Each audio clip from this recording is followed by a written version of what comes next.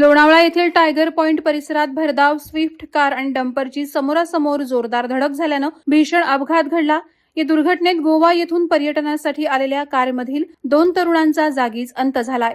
अपघात इतका भीषण होता की कारचा पुढील भाग पूर्णपणे चक्काचूर झाला। घटना आज सकाळी घडली आहे। लोणावळ्याहून सहारा सिटीकडे जाणाऱ्या रस्त्यावर शिवलिंग पॉइंट येथे स्विफ्ट कार चालक योगेश सुतार व 21 राहणार म्हापसा गोवा हा भरधाव वेगात असल्याचं प्राथमिक वृत्त आहे। चालकाचं नियंत्रण सुटल्याने कारने समोरून येणाऱ्या डंपरला जोरदार धडक दिली। अपघातात कार चालक योगेश सुतार आणि त्याच्यासोबत असलेला मयूर वेंगुळकर वय 24 राहणार म्हापसा गोवा यांना गंभीर दुखापत झाली। गंभीर इजा झाल्यामुळे दोघांचा जागीच अंत झाला। दोन्ही तरुण गोवा येथून पर्यटनासाठी लोणावळ्यात आले होते। घटनेची माहिती मिळताच लोणावळा ग्रामीण पोलीस, शिवदुर्ग टीम आणि हेल्प फाउंडेशनचे सदस्य तात्काळ घटनास्थळी दाखल झाले। त्यांनी अपघातग्रस्त वाहने रस्त्यावरून बाजूला केली। घटनेचा अधिक तपास लोणावळा ग्रामीण पोलीस निरीक्षक दिनेश तायडे करत आहेत।